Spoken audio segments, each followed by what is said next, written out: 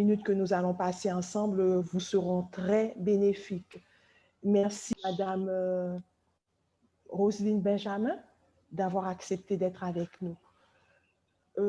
Donc, cette activité, elle s'inscrit dans le cadre de différents constats que nous faisons depuis des semaines et des mois.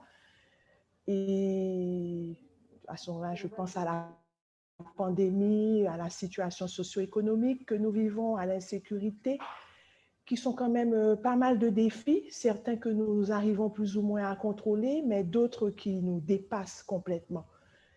Et que nous ne le voulions pas, tout ceci affecte chacun de nous, et d'une manière ou d'une autre. Il ne faut absolument pas se leurrer.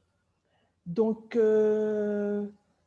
Sofides, avec la collaboration de la Fondation IDEO, et conjuguent leurs efforts à travers ce partenariat quand même inédit pour vous offrir le support dont nous sommes certains vous avez besoin pour mieux naviguer et rebondir par rapport aux différents défis quotidiens que nous faisons face. Et que vous le vouliez ou pas, qui sont des freins à notre productivité, à la productivité de tout professionnel et à la productivité de tout le monde, si vous voulez. D'accord? Donc, Madame Roselyne Benjamin est psychologue, psychothérapeute depuis plus de 40 ans.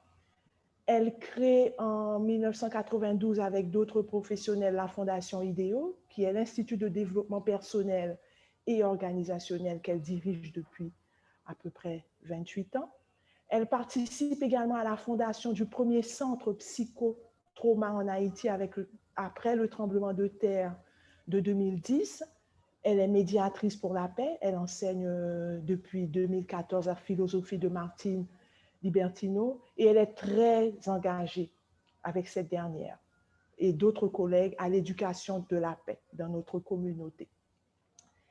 Et Madame Roselyne Benjamin est également une femme entrepreneur et elle est très consciente du fait que la réussite financière est un élément crucial à la santé mentale et au bonheur. Et elle est vraiment très active au niveau de notre communauté.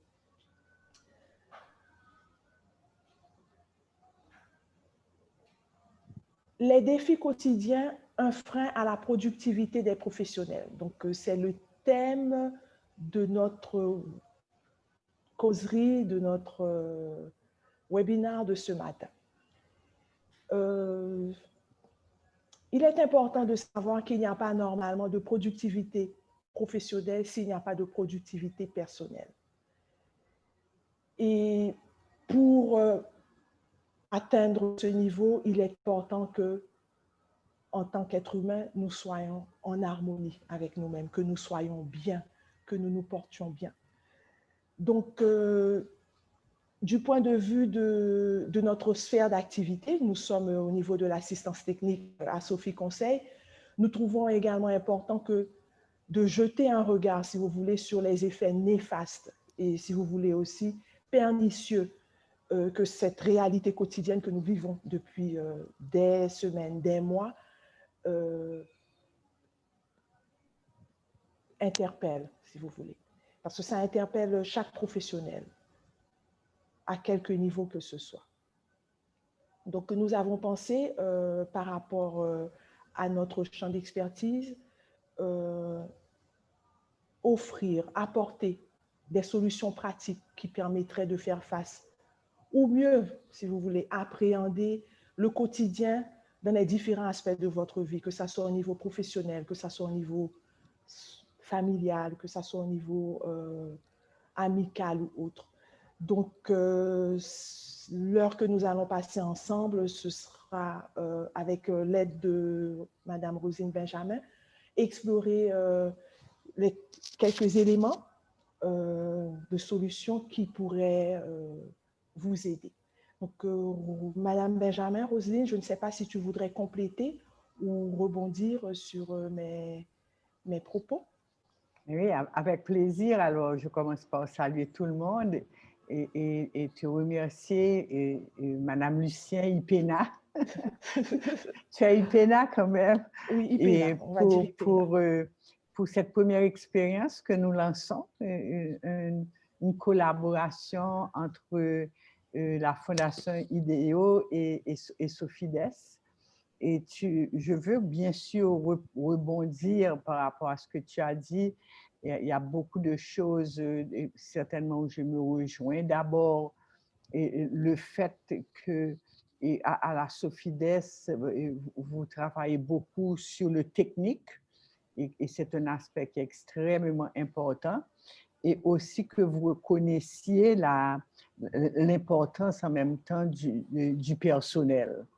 Et c'est comme ça que dans notre rencontre, on a réalisé que nous pouvions faire une alliance, je pourrais dire, gagnante entre nos deux expertises. Et notre institution, justement, c'est l'Institut de développement personnel et organisationnel, parce que comme Peter Drucker, nous savons qu'il n'y a pas de développement organisationnel sans développement personnel. Donc, ce serait d'abord pour saluer cette invitation que tu nous as faite à la Fondation IDEO de conjuguer, que nos deux institutions puissent conjuguer leurs efforts, comme tu l'as si bien dit.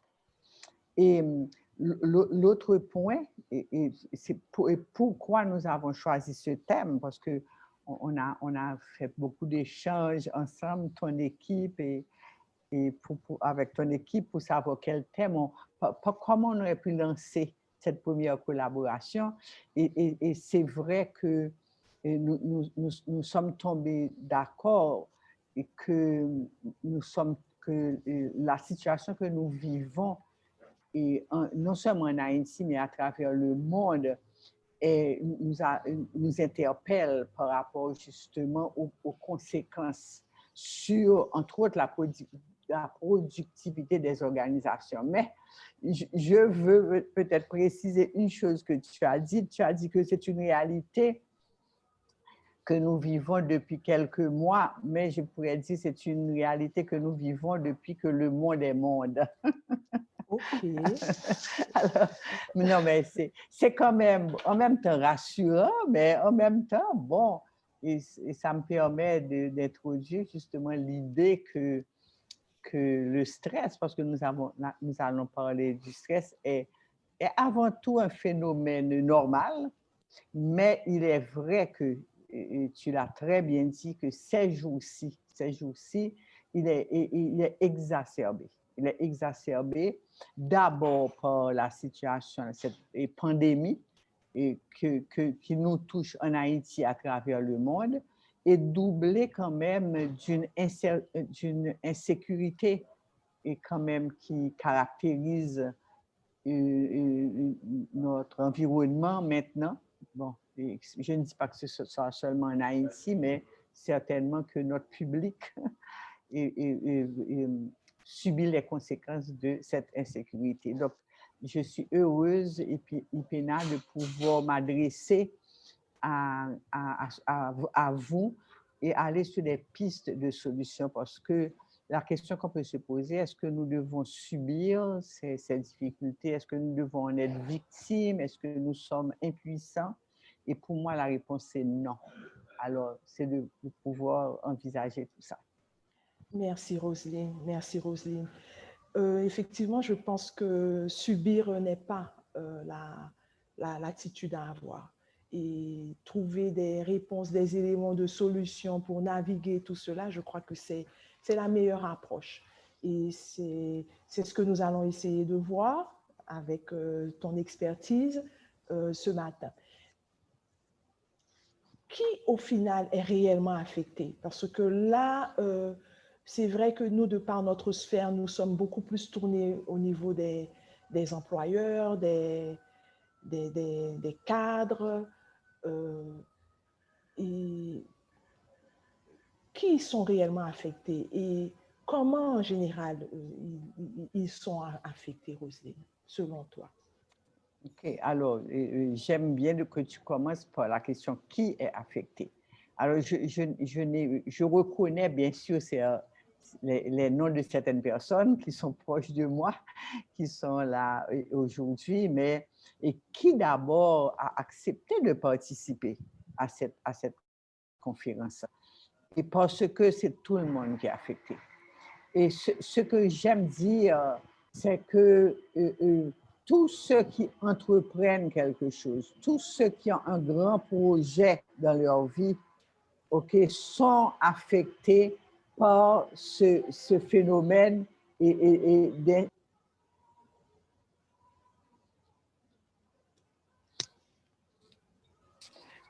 donc, au fait, tout le monde est affecté. OK? Et d'abord, j'espère qu'il y a des PDG d'organisations qui sont là aujourd'hui. Parce que les PDG sont vraiment, je peux dire, les premiers en ligne pour pouvoir subir les conséquences. Mais ce n'est pas seulement les PDG, c'est aussi les employés. Et les employés à tous les niveaux. Que ce soit, alors, maintenant, les directeurs d'une organisation, les fondateurs, le top management, le middle management, les employés, mais même ce qu'on appelle les employés de soutien, tout le monde doit être partie prenante d'une préoccupation, comment justement relever tous ces défis-là. Donc voilà. Donc là, ma réponse est claire.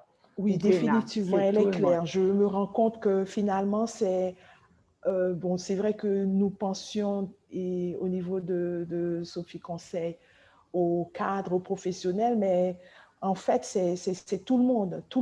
Et ça fait du sens parce que nous sommes quand même tous impliqués à un niveau ou à un autre, à certaines activités, certaines obligations, et on se retrouve affectés. Et comment ça se manifeste, Roselyne? Okay, comment ça se manifeste, Roselyne? Quels seraient quand même les signes qu'il faudrait prendre en compte qui montreraient que définitivement nous sommes affectés et que notre productivité également est affectée? Quels seraient les signes? Comment? Je crois que c'est ce que je devrais te demander. Alors, pour répondre, à la première réponse que je voulais donner, c'est faire le lien entre qui et comment. Okay. Alors, comment on est affecté? C'est que je reste dans le cadre organisationnel. Hein. Je parle d'une organisation. Et cette organisation-là, ça peut être une organisation commerciale, une organisation bancaire. Ça peut être aussi en tant qu'entrepreneur, un projet que nous avons, un projet que nous avons lancé nous-mêmes, quel que soit. C'est que la première chose que ça touche, c'est notre efficacité. C'est notre efficacité au fait et que on va parler de stress.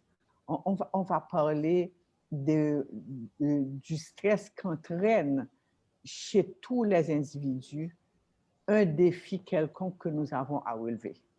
Et vous voyez, il y a des petits défis, il y a des moyens défis et il y a des défis énormes. Et ce que nous recherchons avant tout, c'est à être efficace. Donc, au fait, la première conséquence, c'est que ça affecte notre efficacité. Et d'abord, je ne vais pas trop insister sur ce qu'est le stress parce que ça nous prendrait certainement plus que 30 minutes ou 40 minutes pour en parler. Beaucoup d'élaboration. Beaucoup d'élaboration. Mais ce que je peux vous dire quand même, c'est que le stress, c'est la réaction de notre organisme face à toute sollicitation. Et bizarrement, que ce soit une sollicitation heureuse ou douloureuse, Ça veut dire que la réaction de stress que nous allons avoir, comme on dit, où notre corps réagit de la tête aux pieds, on l'a face à une attaque, par exemple, tout comme on l'a face à la préparation de mariage, qui est un événement heureux. Donc, ce sont des réactions normales. C'est pourquoi, et quand tu as dit une situation qu'on vit depuis, depuis des mois, non, c'est depuis qu'on est né. Je pourrais dire, on vit des situations de stress. OK, maintenant, ce stress-là, donc, a des conséquences sur notre corps. Et puisque je reste dans un contexte maintenant organisationnel, ça va agir sur l'efficacité. L'efficacité du fondateur de cette organisation, de son top management, de son middle, etc.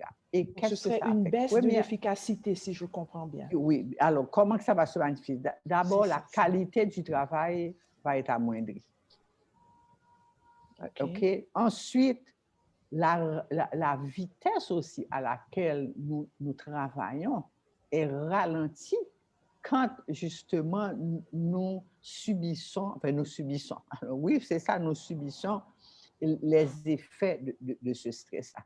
Donc, imaginez dans une organisation où les résultats sont moins bons parce que la qualité du travail a baissé, et où tout le monde travaille plus lentement, vous imaginez ce que ça peut donner comme conséquence. Donc, moi, je pense que c'est la première chose, parce que bon, je veux rester dans le contexte où évoluent les personnes aussi qui sont venues. Bien sûr, bien sûr. Parce que c'est important que nos participants, bon, si c'est une majorité de professionnels, qu'ils puissent quand même se reconnaître, identifier certains des signes qu'ils ont peut-être personnellement par rapport aux signes que tu es en train de décrire. Donc là, tu as mentionné la baisse de l'efficacité. Quel autre signe encore que nous pourrions considérer qui affecte OK, alors je vais parler d'autres aussi, mais je voudrais signaler que comme corollaire à ce manque d'efficacité, OK, parce que quand même, le titre de la conférence, c'est les défis quotidiens, un frein à notre productivité. Donc, à partir du moment où notre productivité baisse, je voulais faire allusion à ça, c'est qu'il y a aussi un danger économique. Est-ce que vous voyez? Et c'est pourquoi je suis heureuse de soulever ce point, parce que je pourrais dire une catastrophe mondiale maintenant, c'est l'effet du coronavirus sur l'économie à travers. Bon, bien sûr qu'il y a des opportunités, mais quand même, il ne faut pas nier l'effet négatif sur l'économie. Donc, vous voyez, imaginez une économie déjà affaiblie. Bon, je ne vais pas donner des détails là-dessus, mais je pense que tout le monde voit ce à quoi je fais allusion. Et en plus de ça, il y a les effets du stress qui ajoutent déjà à cette situation globale. Et il est reconnu que les effets du stress, même quand il n'y avait pas le coronavirus, ça faisait perdre, le stress en lui-même fait perdre des fois des milliards de dollars, par exemple, à l'économie en Europe. Je n'ai pas les chiffres pour Haïti, mais ce serait intéressant d'en avoir. Combien de milliards de dollars, pas seulement après le coronavirus, mais même avant. OK, donc, c'est pour vous dire que pour un chef d'entreprise, pour quelqu'un aussi qui peut avoir une petite entreprise, OK, eh bien, l'effet du stress est considérable. Maintenant, comment ça va se manifester aussi? C'est que lié à cette agression de notre organisme, après, dont je ne donnerai pas les détails aujourd'hui, comme je dis, ce serait trop long, il y a aussi une perte de concentration. Vous imaginez une perte de concentration. Wow. Une perte de concentration et qui provoque en fait, comme les gens manquent de concentration, il y a des erreurs. Et qui dit erreur dit donc perte de temps parce qu'il faut corriger les erreurs, Oui, il perte faut d'argent, reprendre le travail si nécessaire. perte de mémoire. Est-ce que vous voyez donc le trouble de concentration est aussi une des conséquences de ce stress que nous vivons face à des défis quotidiens. Donc, alors, maintenant, l'autre conséquence, c'est que le stress a des effets néfastes pour la santé. Et vous savez, souvent, et quand j'anime des séminaires sur la gestion du stress et je demande au public, OK, c'est quoi pour vous, comment vous définiriez le stress? Et puis, beaucoup de gens disent, stress, c'est une maladie. Je dis, ah non, franchement, là, c'est exagéré. Les gens pensent que le stress est une maladie. Ce n'est pas vrai que le stress est une maladie, parce que nous ne pouvons pas vivre sans stress. C'est impossible. Le stress fait partie de la vie. Mais, cependant, un stress mal géré, un stress non identifié pour lequel nous ne prenons pas des mesures, peut conduire à la maladie. Et là, justement, il est reconnu, c'est très simple, que la plupart des maladies maintenant sont des maladies psychosomatiques. Et les statistiques aux États-Unis, malheureusement, je n'en connais pas pour Haïti, mais je ne pense pas que ce serait différent, prouvent que 80% des gens qui vont voir un médecin aux États-Unis, la base de la maladie de ces personnes, c'est le stress. Est-ce que vous voyez? Donc, à ce moment-là, la personne développe, au fait, ces maladies-là peuvent aller d'une simple migraine, d'une simple fatigue, OK, en passant par des problèmes de digestion, des maux d'estomac, s'aggravant en allant aux ulcères à l'estomac jusqu'au cancer. Est-ce que vous voyez? Donc, le stress est à la base de la plupart des maladies. Donc, ça, c'est une autre conséquence. Et vous vous imaginez ce qui peut arriver dans une entreprise où les cas d'employés qui souffrent de problèmes de santé augmentent, ce que ça peut avoir comme conséquence pour cette organisation. Donc, et provoquant naturellement un autre effet négatif pour la compagnie, c'est l'absentéisme. Ça peut se comprendre, effectivement, oui. S'il y a un mal-être. Oui. Donc, toujours, puisqu'on se place dans un contexte organisationnel, toutes les pertes, encore ça agit sur l'efficacité, ça affecte les rentrées d'argent, etc. Donc, c'est ça. Maintenant, lié à tout ça, au fait, c'est un point qui a plusieurs aspects. Parce que l'employé qui est stressé, okay, il perd son énergie et il est démotivé, un manque de motivation, une perte d'intérêt pour le travail. Et ça aussi, ce sont les conséquences du stress. Et de quoi alors, vas-y, j'allais te demander, Roselyne, en écoutant les différents signes que tu présentes et en entendant également qu'il y a certains troubles de la santé, est-ce que on ne peut pas se retrouver avec un risque d'épuisement?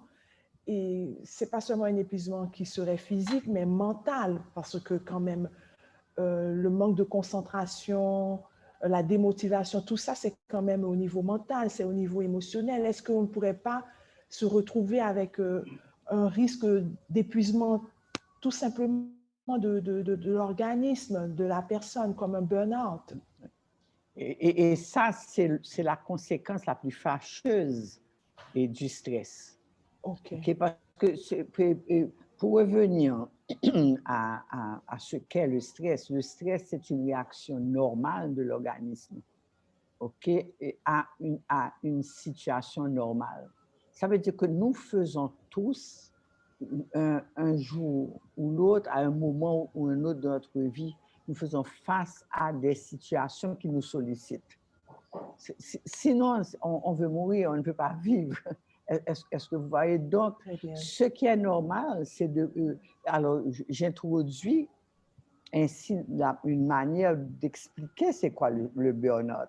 Parce qu'il faut comprendre ce que c'est que le burn-out. Et j'espère que nous avons avec nous des chefs d'entreprise aussi que j'invite à réellement être conscients de ce qu'ils peuvent faire pour éviter tout ça.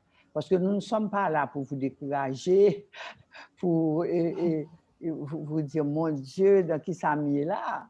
Okay? Mais c'est pour qu'ensemble, nous puissions trouver des pistes de solutions, parce qu'il y en a. Et le burn-out, c'est quelque chose absolument à éviter. Le patron doit éviter le burn-out et il doit surtout protéger ses employés du burn-out. C'est notre responsabilité de nous protéger nous-mêmes et de protéger notre entourage. Alors, donc, pour revenir au stress, tous les jours, nous nous réveillons et nous avons un défi à relever. Vous savez, j'ai un grand ami qui a été mon mentor, qui s'appelle Édouard Lafontaine, qui m'avait appris un jour, il m'a dit, tu sais, Roselyne, quand tu te réveilles un matin avec un problème à résoudre, dis, bon Dieu, merci, je suis vivante. Donc, voilà. Donc, finalement, les défis, c'est naturel, c'est normal d'en avoir. C'est normal, c'est normal. Et si, par exemple, quelqu'un serait venu à cette conférence aujourd'hui avec une idée, j'espère que l'équipe de la Fondation IDEO de Sofides va vraiment m'aider à éliminer le stress dans ma vie. Bon, mes amis, je vous inviterai à la mort. Seulement les morts ne sont pas stressés. Bon, enfin, je ne sais pas, mais c'est ce que je crois comprendre. OK. Maintenant, quand nous faisons face justement à des défis, ce que nous devons faire, ce que nous devons travailler, c'est pas d'éliminer ces défis qui sont inévitables, c'est trouver comment nous allons nous protéger des effets néfastes de ces défis-là. Alors, c'est quoi le burn-out?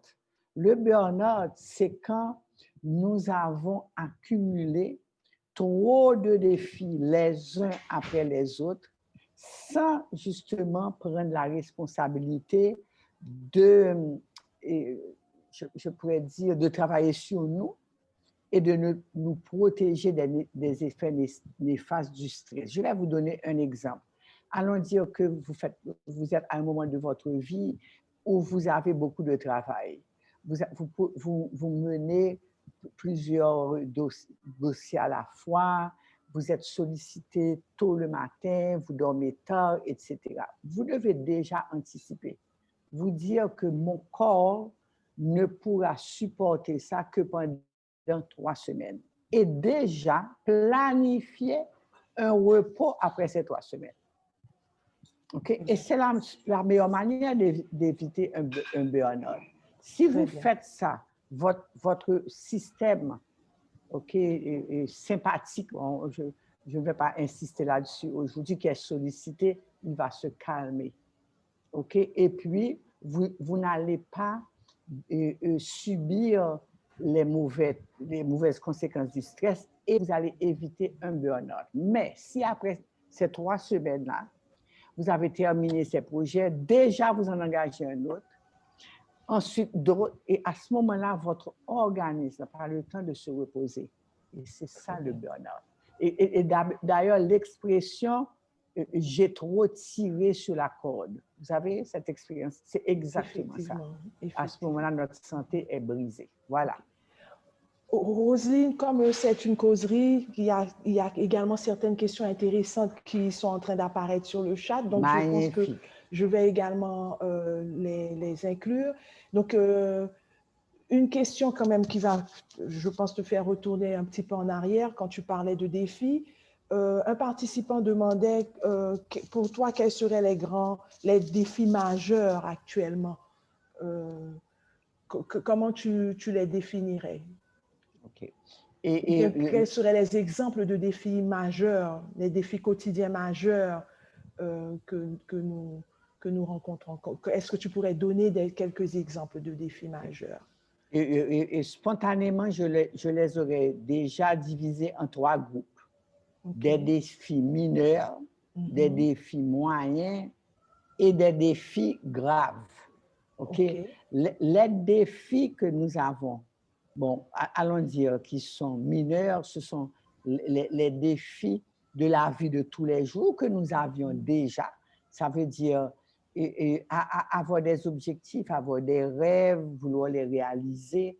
Ce sont des défis. Ce sont des défis et pour ceux qui seraient intéressés à mieux comprendre le mécanisme du stress, et heureusement que nous avons à ce moment-là, face à ces défis, notre corps qui réagit, bon, avec bon, un taux d'adrénaline, etc., et qui nous donne justement de l'énergie pour pouvoir faire face à des difficultés courantes de la vie.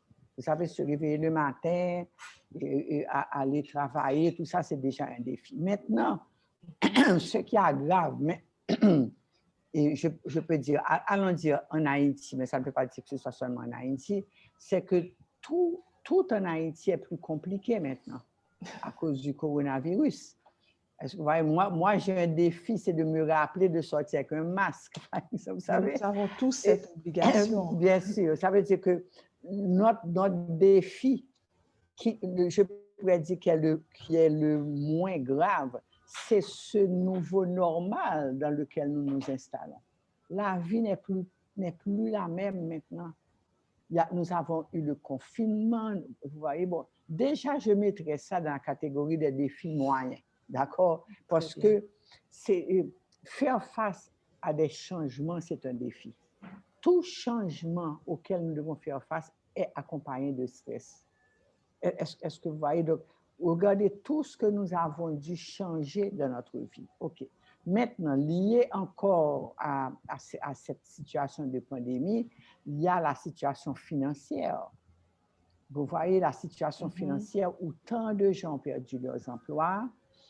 Et maintenant, en Haïti, il y a le problème qu'il ne faut pas du tout minimiser, c'est la fluctuation, l'instabilité du dollar par rapport à la gourde.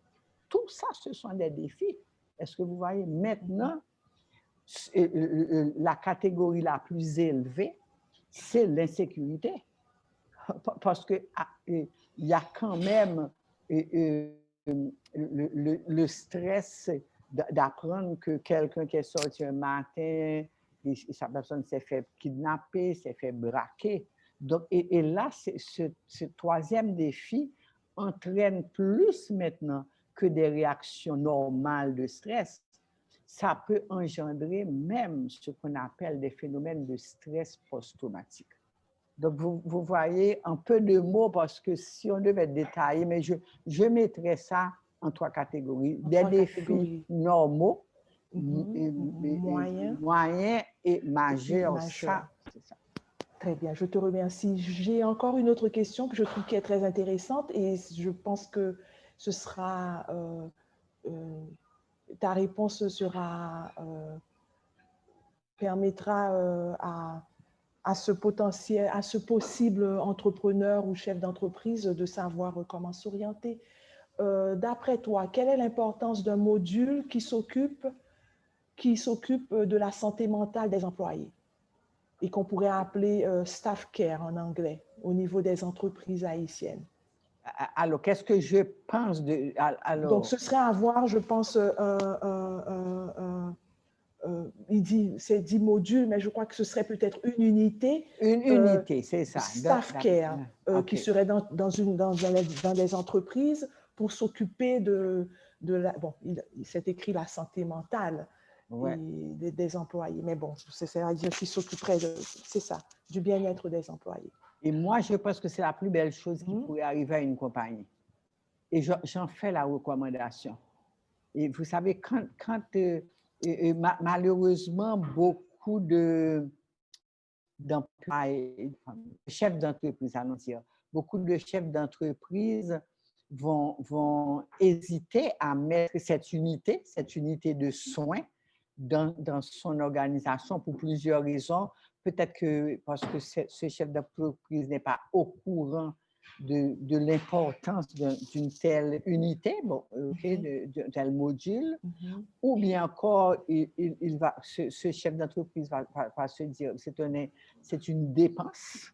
Et déjà qu'il y a tellement de dépenses à faire. Et pour moi, ce serait le plus bel investissement que les chefs d'entreprise pourraient faire. Et je vais vous dire, et quand vous pensez que la manière dont cette unité pourrait prévenir les problèmes de santé mentale, mais les problèmes de santé physique aussi. À ce moment-là, au lieu de perdre de l'argent dans la baisse du qualité de qualité de travail de l'emploi et de sa vitesse, eh bien, l'argent investi de cette unité-là leur permettrait de sauver beaucoup plus d'argent. D'accord? Donc, je crois que c'est une excellente idée. Et aussi, et ça, c'est un autre bénéfice secondaire, je pourrais dire. Vous savez, l'employé qui constate et qui a le sentiment que son employeur prend soin de lui, a à cœur son bien-être, seulement ce geste augmente la motivation de l'employé. Et nous, on a vécu ça à la Fondation IDEO. Et vous savez, le fait qu'une organisation offre un séminaire quelconque à ses employés, la reconnaissance que cet employé va avoir, le sentiment d'appartenance qu'il va développer par rapport à son institution, eh bien, l'employeur va rentrer 10 fois plus de son argent. Voilà. Okay. Je te remercie, Roselyne. Il y avait une question plus ou moins similaire. Peut-être que tu pourrais compléter, ou ajouter à ce que tu as dit. La question, c'est est-ce qu'il est réaliste que les institutions intègrent au niveau des ressources humaines un département d'accompagnement et de soutien pour les employés dont les signes de stress sont apparents? Oui, absolument. Mais c'est vrai que j'aime l'idée de ce module, de cette unité. Mais vous savez déjà ce que j'aurais suggéré à ces employeurs. Et nous allons en parler, Ipena, tout à l'heure. Oui. C'est de faire ces employés bénéficier de formations sur la gestion du stress. Et vous savez, pour moi, être informé sur ce qu'est le stress, les causes du stress, comment se protéger, pas du stress. J'espère que j'ai convaincu tout le monde ne va se protéger du stress, parce que le stress fait partie de la vie, mais se protéger des effets secondaires du stress sur notre santé physique, notre santé mentale et notre efficacité au travail, etc. Informer, l'information, pour moi, est plus importante que de créer ces unités. Parce que ces unités-là, auxquelles on ferait du cas par cas, tandis que pour moi, je rêve d'une formation en masse à la gestion du stress. Et à ce moment-là, l'employeur instrumente ses employés à se prendre en charge. Parce que ça, c'est... Oui, alors, voilà. Oui, parce qu'effectivement, c'est une prise en charge personnelle et c'est vraiment son attitude face à son quotidien et aux différents défis. Et donc, suite à ce que tu viens de dire, Roselyne, c'est possible de s'en sortir finalement. C'est possible de s'armer, entre guillemets, naturellement, et avoir certains outils pour gérer et nos différents défis et qui génèrent des stress. C'est possible. Et non seulement c'est possible, c'est Ok. souhaitable et obligatoire. Et très bien. Bon, je pense que c'est une très bonne nouvelle parce qu'à ce moment-là, on n'est pas face à une situation immuable. Donc, comme je le disais tantôt, donc c'est vraiment possible de naviguer notre réalité, c'est-à-dire et tout ce que nous avons comme défi. C'est possible. Mais comment aussi? Est-ce que tu peux donner peut-être une petite idée? Je ne sais pas, je pense qu'il y a beaucoup à dire à ce niveau, mais est-ce que tu pourrais peut-être donner une petite idée?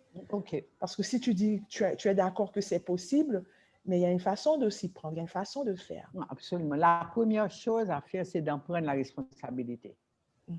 Tu vois, et c'est quelque chose que j'aime partager quand j'enseigne, c'est que face à une situation que nous vivons, nos réactions dépendent à 10% de la situation elle-même et 90% de la manière dont nous avons décidé de réagir face à cette situation. Très bien. Ça, c'est la première chose. C'est un état d'esprit, c'est une attitude. Arrêtez de se victimiser.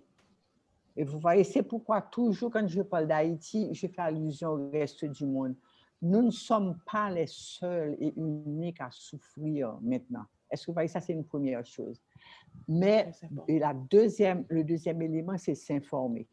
S'informer à la bonne source. La gestion du stress, ça s'apprend. Ça s'apprend. Il y a des techniques. D'abord, comprendre seulement les mécanismes du stress et comprendre ce qui se passe dans notre corps face à une situation de stress. Et une fois que nous avons compris ça, et apprendre des techniques de gestion du stress. Et ça, c'est quelque chose qui est fort possible. Et croyez-moi, moi, ça fait des années.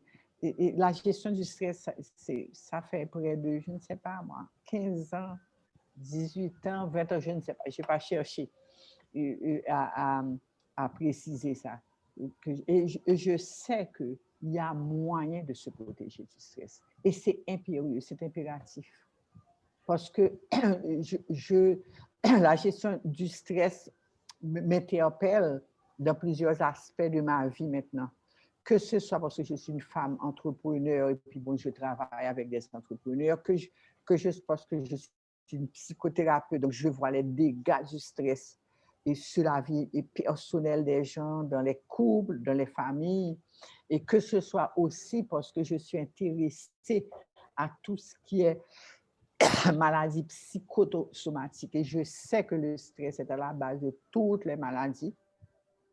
Comme je disais tout à l'heure, de la simple migraine jusqu'au cancer, pas vrai?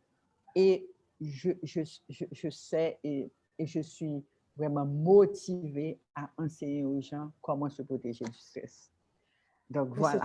C'est une très bonne nouvelle. C'est une très bonne nouvelle. Donc, je pense que le fait que IDEO et Sofides aient décidé de conjuguer leurs efforts pour apporter un support à la communauté, des éléments de solutions, des outils et qui permettraient, si je pense au niveau organisationnel, à nos différents professionnels, des outils qui leur permettraient de faire face aux différents défis de la vie de chaque jour et des outils qui leur permettraient quand même de garder leur productivité et au bénéfice quand même de toute l'entreprise.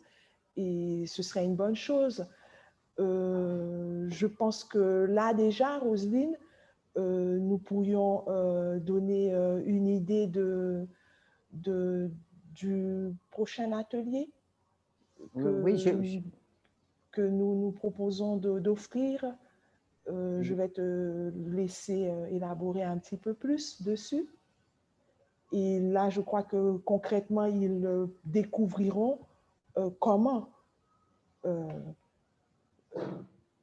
les signes que tu as touchés, mais il y en a d'autres beaucoup plus profonds, beaucoup plus inquiétants.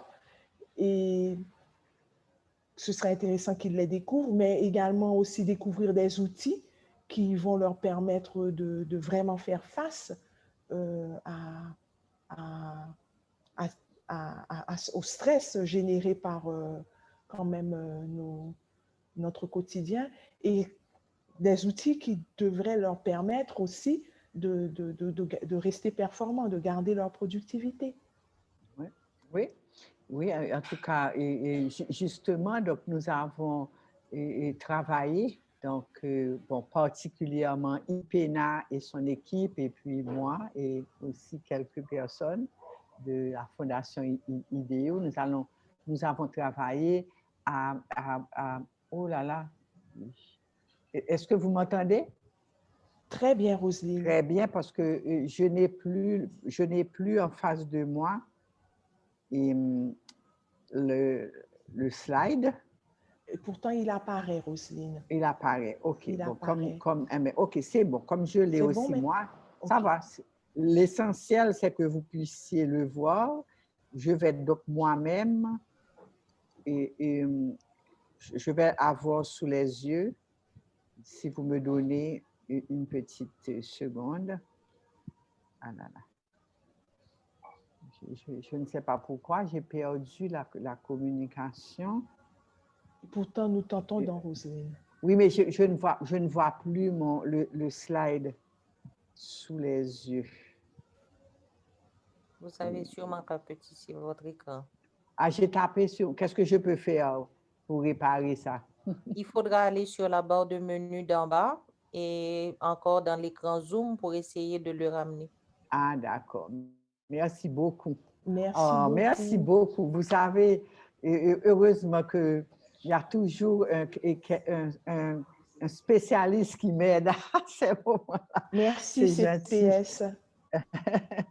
OK. Alors, donc, c'est un atelier de travail, justement, que nous aurons les 11 et 12 décembre, de 9h à 1h. C'est bien ça, pas vrai? C'est ça, 2 demi-journées. Okay. 2 demi-journées.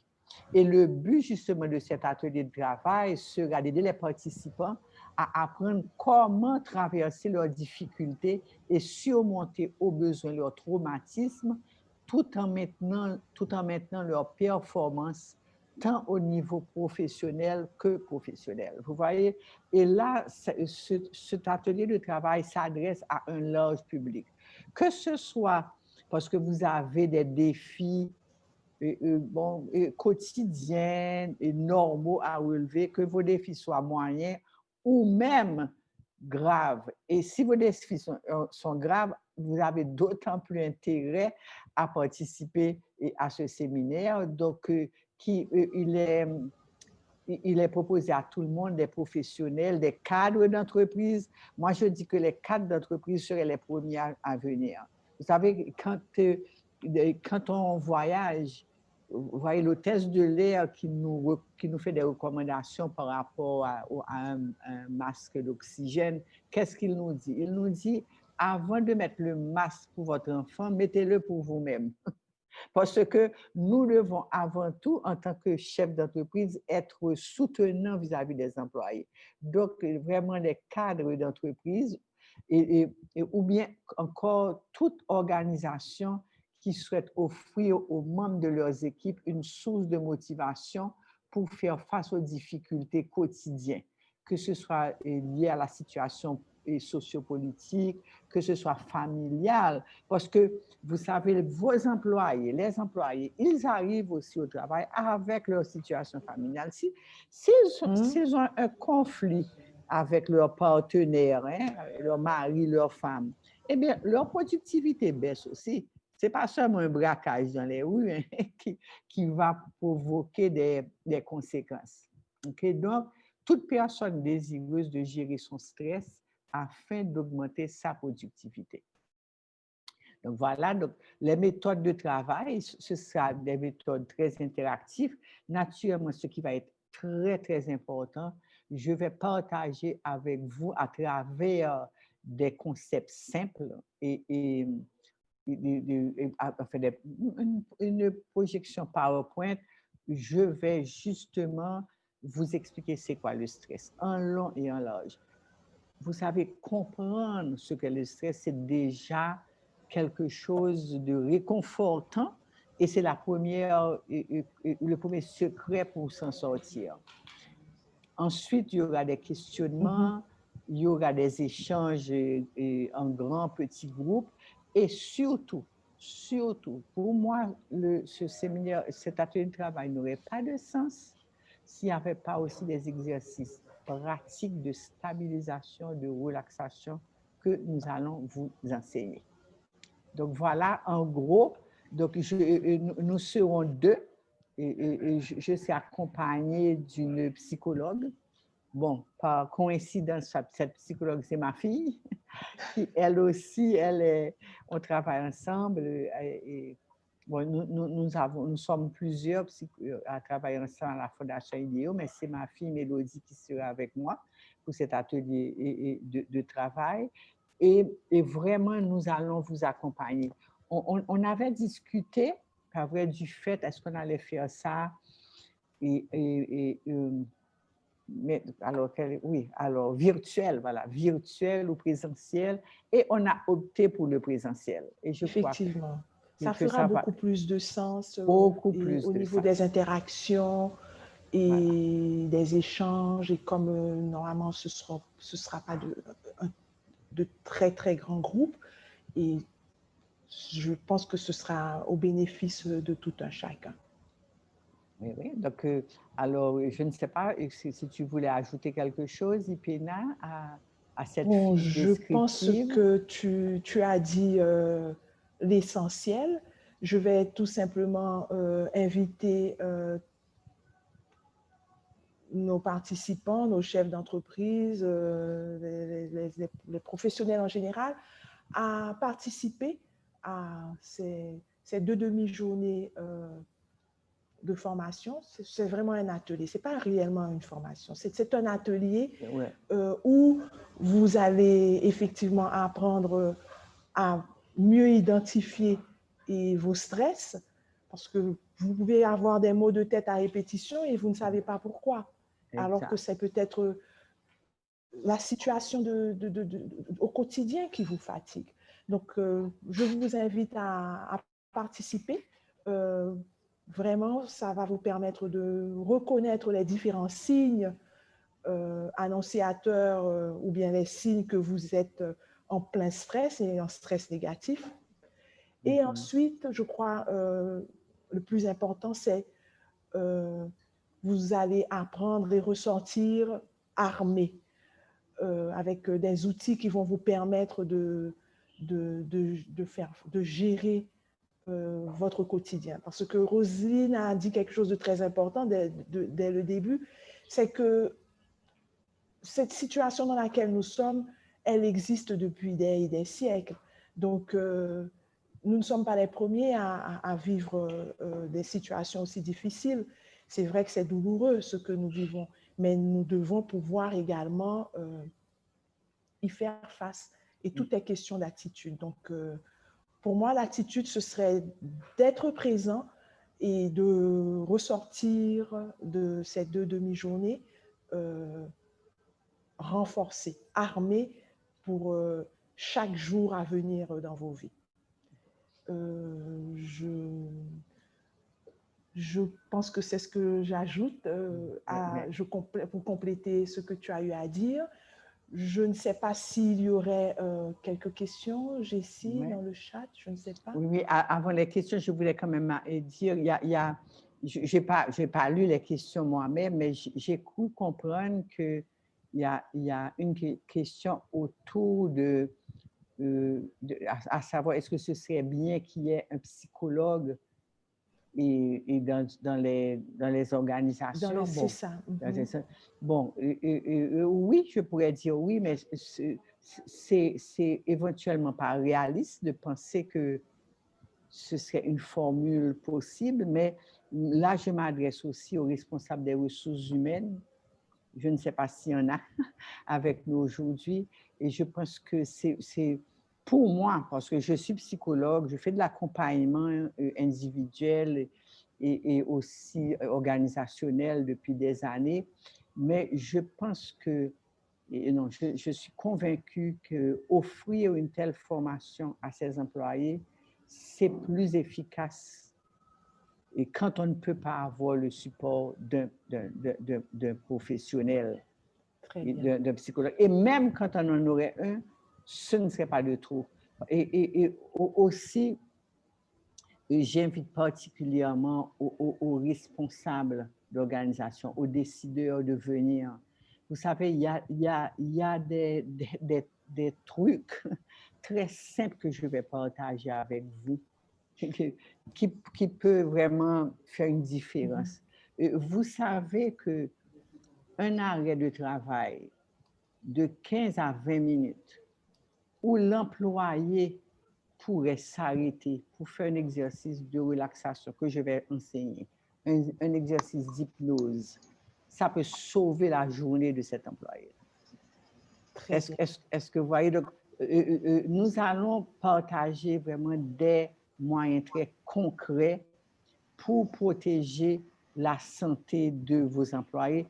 Bon, pour l'efficacité, pour aussi, bien sûr, ne pas perdre de l'argent, mais tout simplement par humanité aussi.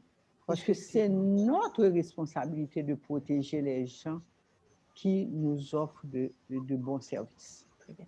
Roselyne, un très grand merci pour cette causerie. Un très grand merci pour les différents points que tu as soulevés, certaines recommandations également que tu as formulées. Et définitivement, l'importance que tout un chacun, je conclus par l'importance que tout un chacun voit et tout un chacun participe à nos 2 demi-journées de formation pour en savoir plus. Donc, Roselyne, je te remercie encore une fois. Je remercie IDEO et pour cette nouvelle collaboration inédite et je pense qu'il sera au bénéfice de la communauté. Je vais demander aux participants de rester encore un tout petit moment et je vais passer la parole à mon collaborateur Serge Petitfrère. Serge? Et merci, Pena. Donc, donc, je pense que le topo est campé. Donc, vous êtes cordialement invités à participer à cette formation très importante qui non seulement permettra de booster votre productivité. Donc, je rappelle tout de même que dans ce contexte de pandémie, donc les groupes sont limités. Donc, certainement, je sais que Jessie, officier senior de la formation, l'a déjà rappelé, les places sont limitées. Donc, n'hésitez pas rapidement à nous appeler pour pouvoir effectivement bénéficier de cet atelier qui vraiment pourra impacter votre productivité. Donc, je pense que tout a été dit. Mais déjà, nous vous disons bonne journée et nous vous invitons vraiment à contacter la division Sophie Conseil pour vous inscrire à cette formation qui certainement impactera votre productivité. Merci.